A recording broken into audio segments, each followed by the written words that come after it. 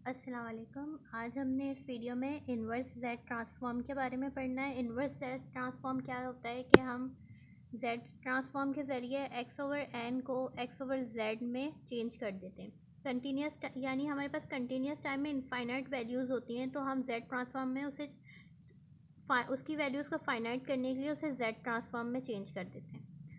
जब हम z transform को दोबारा से x ओवर एन में चेंज करते हैं तो वो हमारे पास इन्वर्स z ट्रांसफॉर्म कहलाता है। इसके हमारे पास तीन मेथड्स होते हैं, by direct method, by long division, by partial fraction.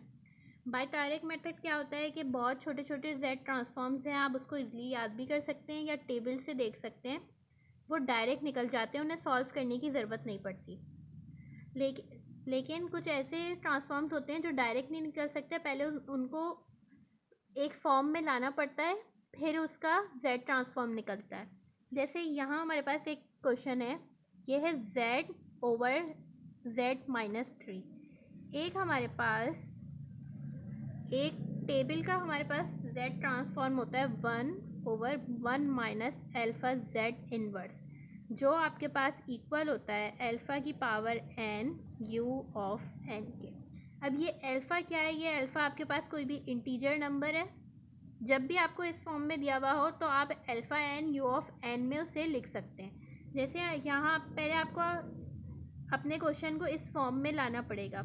ये z ऊपर है, अगर आप इसको नीचे लेकर चले जाएंगे तो ये हो जाएगा z इनवर्स। जब z इनवर्स इससे मल्टीप्लाई होगा तो ये 1 हो जाएगा। 1 माइनस 1 0, तो किसी भी चीज़ की पावर 0 1 हो जाती है, 1/1। जब ये इससे मल्टीप्लाई होगा तो 3z इनवर्स। अगर अब आप देखें तो ये इस फॉर्म में आ गया है अल्फ़ा z इनवर्स, ये अल्फ़ा हो गया। तो अब हम इसको इजीली लिख सकते हैं alpha n is equal u of n। 1 alpha आपके पास यहाँ 3 है, 3 की power n u of n।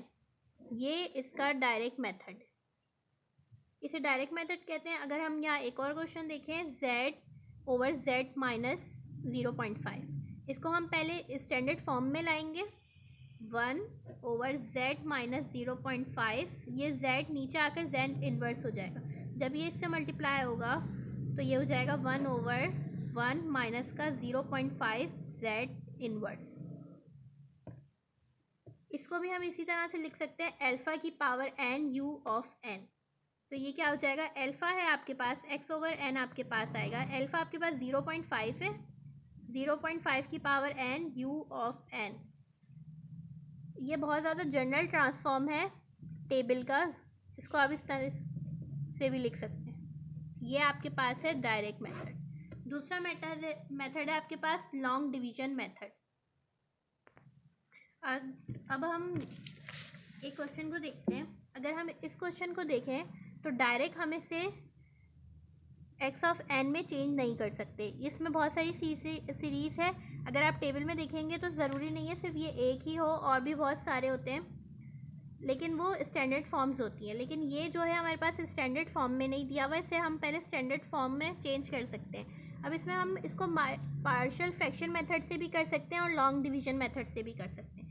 Long division method से कैसे करेंगे आप?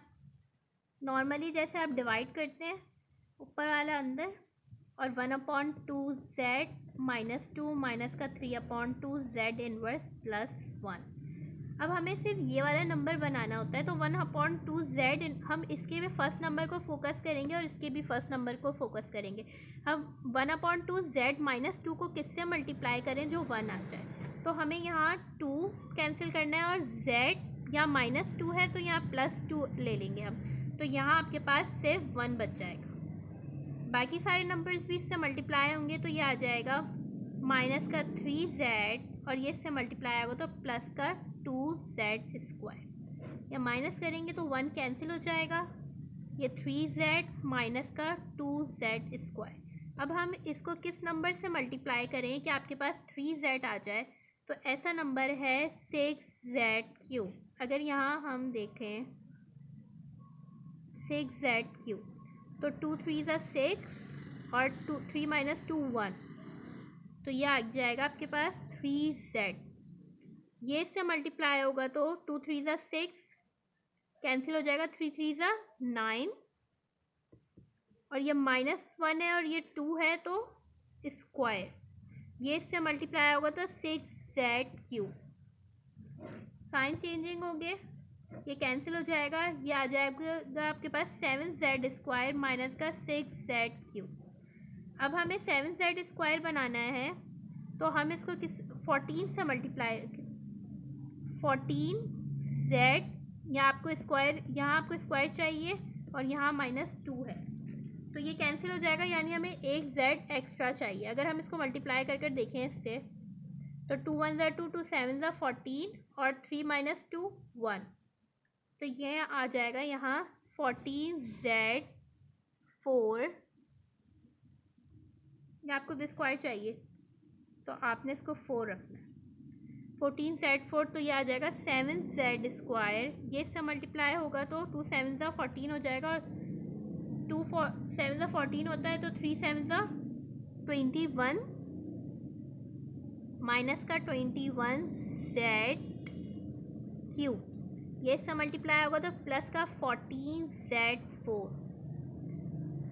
साइन चेंज होने के बाद ये आपस में कैंसिल हो जाएंगे, ये हो जाएगा आपके पास 15z³ माइनस का 14z4। अब हम इसको किससे मल्टीप्लाई करें जो 15 आ जाए तो यह हो जाएगा 30z या 3 - 2। ऑलरेडी यहाँ जो है आपके पास 2 है और आपको यहाँ क्यूब चाहिए तो हम z5 लेंगे तो ये हो जाएगा 15z³। ये इससे मल्टीप्लाई होगा 15 3 ज़ा 45z4 और ये इससे मल्टीप्लाई होगा तो प्लस का 30z5। इन सब के साइन चेंजेस होंगे, ये कैंसिल, ये बच जाएगा 31z4 माइनस का 30z5। अब हम अगर एक और नंबर देखें तो हमें यहाँ 31 चाहिए तो हम इसको मल्टीप्लाई करेंगे 62 से, 62z6 से, तो यहाँ 31z4 आ जाएगा आपके पास। इसी तरह आपके पास ये सीरीज़ चलती रहेगी, ये ख़त्म नहीं हो रही। कुछ लॉन्ग डिवीजन मेथड में कुछ क्वेश्चंस ऐसे होते हैं जो ख़त्म हो जाते हैं लेकिन ज़्यादातर चलते ही रहते हैं, तो आपने इसी सीरीज़ को ले लेना है। x/n = 2z2 6z³ 14z4 plus का 30z5 62z6 और ये आगे चल रही है। z में अगर यहाँ प्लेन में यहाँ पॉजिटिव और यहाँ नेगेटिव x एक्सिस,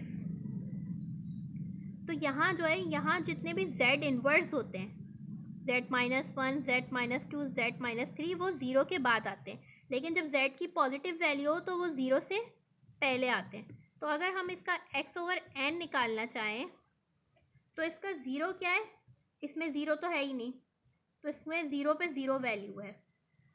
अगर हम 1 पे देखें तो आपके पास z-1 भी नहीं है, वो भी 0, ठीक है, सॉरी ये 0 है, यहाँ एरो डाल दिया, और z1 भी नहीं है। अब z2 पे आपके पास वैल्यू है 2, z3 पे आपके पास वैल्यू है 6, z4 पे 14, z5 पे 30, z6 पे 62 और ये इस तरह से चलता जा रहा है। ये आपके पास आ गया इस z ट्रांसफॉर्म का इन्वर्स। अब हमारे पास थर्ड मेथड है पार्शियल फ्रैक्शन मेथड। ये हमारे पास क्वेश्चन है। पार्शियल फ्रैक्शन मेथड में आपके पास 3 चीज़ें होती हैं, पोल्स आते हैं। बेसिकली इसमें जो वैल्यूज़ आती हैं z की हम उनसे पोल्स कहते हैं। डिस्टिंक्ट पोल्स आते हैं, multiple order poles, complex conjugate poles. Complex conjugate में आपके पास इस तरह से आ सकता है 3 + 4i, यानी कॉन्जुगेट आ रहा होता है। कॉम्प्लेक्स वेरिएबल आ रहा होता है i या j। मल्टीपल ऑर्डर पोल्स की मतलब है कि कोई भी एक पोल 2 दफ़ा आ रहा हो, जैसे z z1 z2 2 आ गया और z3 = 1, तो ये आपके पास मल्टीपल ऑर्डर्स हैं, यानी एक ही पोल 2 दफ़ा आ रहा है। और डिस्टिंक्ट पोल्स है, नॉर्मल पोल्स है z = 2, z = 2, z2 = 3, इस तरह से। ये क्वेश्चन आपके पास डिस्टिंक्ट पोल के लिए है। सबसे पहले हमें क्या करना है, सबसे पहले इसमें जितनी भी नेगेटिव पावर्स हैं हमें उसे एलिमिनेट करना है। First we eliminate negative powers. तो यहाँ हाईएस्ट पावर -2 है, तो हम इसको मल्टीप्लाई एंड डिवाइड करेंगे बाय जेड स्क्वायर। तो x over z is equal to Z square, ऊपर वाला मल्टीप्लाई वाला ऊपर आ जाएगा और डिवाइड वाला इससे मल्टीप्लाई होगा तो z इससे मल्टीप्लाई होगा तो जेड स्क्वायर से z, यहाँ मल्टीप्लाई होगा तो माइनस का 0.5, ये 1.5, माइनस का 1.5 z और ये 0 हो जाएगा, ये वाला z, प्लस का 0.5। अब इसको आपने सॉल्व करना है कैसे? अच्छा, इसमें स्टैंडर्ड पैटर्न में लाने के लिए आपने क्या करना है, यहाँ जितनी भी z की वैल्यू हो लेकिन एक वेरिएबल को ले जाकर वहाँ डिवाइड करा देना है x ओवर z, ताकि बाद में आंसर आए तो ये जर्नल फॉर्म में आ सके। अब ये हो गया आपके पास z over z minus 1.5 z plus का 0.5। ये आपके पास क्वाड्रेटिक इक्वेशन है, आप इसको कैलकुलेटर में सॉल्व कर सकते हैं, आसानी से इसके फैक्टर्स बना सकते हैं आसानी से। x over z upon z, इसके फैक्टर्स बनेंगे आपके पास z माइनस 1 और z माइनस का 0.5। तो ये आपके पास दो पोल्स आ गए। अब ये जो आपके पास आई है, इस पर हम पार्शियल फ्रैक्शन मेथड अप्लाई करेंगे। x over z is equal to a, हम इन दोनों डिनोमिनेटर को अलग कर लेंगे, a z माइनस 1 प्लस का b z माइनस का 0.5। जो हमारी इक्वेशन बनेगी, जो वैल्यू यहाँ होती है वो इज इक्वल टू की दूसरी तरफ आती है, इक्वेशन बनेगी a z माइनस 0.5 प्लस का b z माइनस 1। अब हम इसको सॉल्व करेंगे दोनों पोल्स रखते हुए। अगर मैं इसको पोल्स में देखूं तो z माइनस 0.5 का मतलब है z इज इक्वल टू 0.5 और z माइनस 1 का मतलब है z इज इक्वल टू 1। तो यानी आपके पास जो पोल्स आए हैं वो डिस्टिंक्ट पोल्स हैं। यहाँ आपके पास पोल्स क्या हैं? पोल्स आर, यहाँ मेंशन करेंगे आप, पोल्स आर डिस्टिंक्ट। पोल्स को p से रिप्रेजेंट करते हैं, p1 is equal to 1, p2 is equal to 0.5। अब हम पहले सॉल्व करेंगे इसे for z is equal to 1। जब हम इसको z इज इक्वल टू 1 रखेंगे तो आपके पास यहाँ 1 माइनस 1, पहले फॉर a के लिए सॉल्व कर रहे हैं हम, तो यहाँ 1 माइनस 1 0 हो जाएगा, यानी ये वाली टर्म आपके पास ख़त्म हो जाएगी। तो यहाँ z की जगह 1 और a 1 minus 0.5, 1 divided by 0.5 is equal to a, तो a आ गया आपके पास 2। अब हम इसे फॉर b के लिए सॉल्व करेंगे। b के लिए आपके for z is equal to p2 is equal to 0.5। जब 0.5 रखेंगे तो ये वाला फैक्टर आपके पास पूरा 0 हो जाएगा, यहाँ आ जाएगा 1 is equal to b 0.5 minus 1, या माइनस का 0.5 हो जाएगा, तो b आएगा आपके पास -1। यहाँ a और b आ गए तो आपके पास equation a, now equation a becomes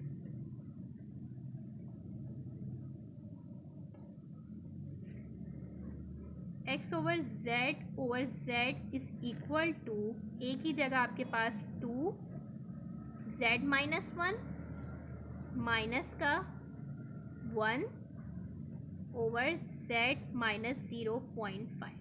ठीक है, तो अभी यहाँ हमारे पास स्टैंडर्ड फॉर्म में नहीं आया है। स्टैंडर्ड फॉर्म आपके पास क्या होती है? 1 over 1 minus alpha z inverse. यहाँ हमारे पास z इनवर्स नहीं है। यहाँ अब हम इसको इस z से z इनवर्स बनाएंगे। ये यहाँ मल्टीप्लाई है, वहाँ जा यहाँ डिवाइड हो रहा है, वहाँ जाकर मल्टीप्लाई हो जाएगा।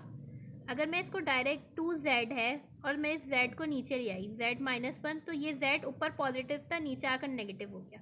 इसी तरह ये z इससे भी मल्टीप्लाई होगा, z माइनस 0.5, ऊपर जो z था वो पॉजिटिव था, नीचे आकर z इनवर्स हो गया। अब आपके पास ये इससे मल्टीप्लाई होगा तो 2 अपॉन z, जब z माइनस 1 से मल्टीप्लाई होगा तो 1 माइनस का z इनवर्स माइनस 1 माइनस का 0.5 z इनवर्स। अब ये आपके पास स्टैंडर्ड फॉर्म में आ गया। ऊपर जो भी नंबर लिखा हुआ होता है वो एज अ कांस्टेंट काम करता है, तो उसमें कोई मसला नहीं। x over z is equal to, ये कांस्टेंट लिख दिया आपने। और अच्छा, यहाँ आपके पास इसके बाद कोई भी वैल्यू नहीं है, यानी 1 u ऑफ n है, u ऑफ n माइनस 1 यहाँ एज इट इज आ गया, लिखने की ज़रूरत नहीं है। इसकी जो अल्फा है वो है 0.5 की पावर n और u ऑफ n, इसका x ओवर n ही आ गया।